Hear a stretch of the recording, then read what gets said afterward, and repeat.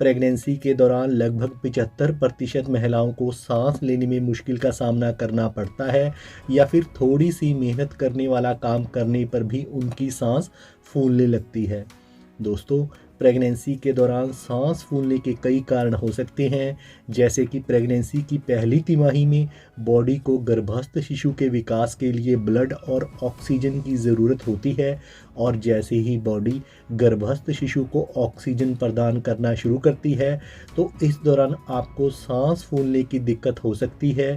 Pregnancy की पहली तिमाही में प्रोजेस्टेरोन हार्मोन का बढ़ता लेवल भी सांस लेने की प्रक्रिया को प्रभावित करता है।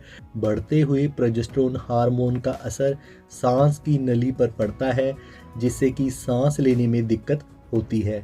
इसी तरह प्रेगनेंसी की दूसरी तिमाही में हार्मोनल और शारीरिक बदलावों के कारण सांस लेने में परेशानी हो सकती है, क्योंकि इस दौरान शरीर में मौजूद हार्मोन सांस लेने के तरीके को नियंत्रित करता है, जिससे कि आपको गहरी और अधिक जल्दी सांसें लेनी पड़ सकती हैं।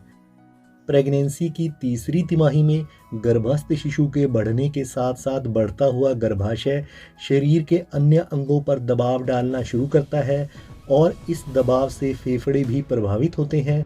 गर्भ में बढ़ते बच्चे का आकार और गर्भाशय का विस्तार डायाफ्राम को धक्का देता है, जिससे फेफड़ों के लिए जगह सीमित हो जाती है और उनको फैलने में परेशानी आने लगती है, जिस कारण गर्भवती महिला की सांस फूलने लगती है। दोस्तों, प्रेगनेंसी के दौरान बढ़ते हुए वज़न और ज़्यादा काम करने से भी फेफड़ों पर दबाव पड़ता है, जिससे कि सांस फूलने लगती है। इसके अलावा अगर गर्भ में जुड़वा शिशु हैं तो इससे भी फेफड़ों पर ज़्यादा दबाव पड़ता है, जिससे कि सांस फूलने की दिक्कत महसूस होती है। दोस्तों, शरीर में पानी की कमी होने से भी सांस फूलने की दिक्कत हो सकती है। इसके अलावा अगर किसी महिला को पहले से ही कोई मेडिकल प्रॉब्लम है, जैसे कि उसे अस्थमा की शिकायत है, एनीमिया की परेशानी है, तो भी उसे प्रेगनेंसी के दौरान सांस लेने में ज़्यादा परेशानी हो सकती है। लेकिन आम तौर पर प्रेगनेंसी के दौरान सांस फूलना बेहद नॉर्मल है। प्रेगनेंसी में सांस फूलने का असर गर्भस्थ शिशु पर नहीं पड़ता, क्योंकि वह गर्भाशय में पूरी तरह से सुरक्षित होता है, तो इसमें ज़्यादा घबराने की ज़रूरत नहीं है और डिलीवरी के बाद ये दिक्कत अपने आप ठीक हो जाती है। तो अब बात करेंगे कि सांस फूलने की दिक्कत को कम करने के लिए आप कौन से टिप्स फॉलो कर सकती हैं। दोस्तों, इसके लिए आपको कुछ बातों का ध्यान रखना होगा, जैसे कि जब भी आप खड़ी हों तो अपने कंधों को बिल्कुल सीधा रखें, आपका सिर ऊपर की ओर उठा हुआ हो, यानी कि खड़े होते या बैठते समय अपनी रीढ़ को सीधी करके कंधों को पीछे की ओर करके सीधा रखें। आपकी बॉडी की यह पोजीशन आपके फेफड़ों को बिना किसी परेशानी के फैलने में मदद करती है, जिससे कि आपको सांस लेने में आसानी होती है। ऐसे में आप लगातार एक ही पोजीशन में ना रहें, यानी कि 1 घंटे से ज़्यादा खड़ी या बैठी ना रहें और पोजीशन बदलती रहें। आप उसी पोजीशन में रहें जिसमें आप खुद को ज़्यादा कंफर्टेबल और रिलैक्स महसूस कर सकें। सोते समय पीठ के ऊपरी हिस्से को सपोर्ट देने के लिए तकिए का इस्तेमाल करें। यदि आपको करवट लेकर सोने की आदत है तो अपना सिर ऊपर करके बाईं करवट में सोएं। इस तरह सोते समय सांस लेने में आपको किसी भी प्रकार की समस्या नहीं होगी।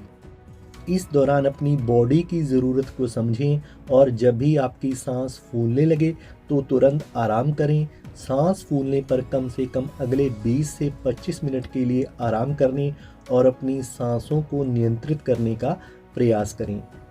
प्रेगनेंसी में वैसे तो फिज़िकल एक्टिव रहना अच्छा है, लेकिन ऐसे में ज़्यादा मेहनत व थकान वाले काम करने से बचें, क्योंकि ज़्यादा थकाने वाले काम करने से आपको सांस लेने में ज़्यादा तकलीफ़ हो सकती है। ऐसे में ब्रीथिंग एक्सरसाइज से आप अपनी सांस फूलने की समस्या को नियंत्रित कर सकती हैं। और ऐसे में जब भी आप सैर करने या वॉक पर किसी पार्क या खुले मैदान में जाएं, तो ताज़ी हवा में लंबी गहरी सांस अवश्य लें। 10 से 15 मिनट तक ब्रीथिंग एक्सरसाइज करना आपके लिए बहुत फ़ायदेमंद है। ऐसे में अपनी डॉक्टर की सलाह से हल्की फुल्की एरोबिक एक्सरसाइज करके आप सांस फूलने की समस्या पर काबू पा सकती हैं। एरोबिक एक्सरसाइज फेफड़ों की कार्य प्रणाली और क्षमता को बढ़ाती है। इसके अलावा योगासन, पैदल चलने या ताज़ी हवा में सैर करने से आपकी सांस लेने की प्रक्रिया में सुधार हो सकता है। ऐसे में हेल्दी डाइट लें और ज़्यादा तले भुने, हैवी व फैटी चीज़ों से दूर रहें, क्योंकि प्रेगनेंसी के दौरान बहुत ज़्यादा बढ़ा हुआ वज़न भी सांस लेने में समस्या का कारण बन सकता है।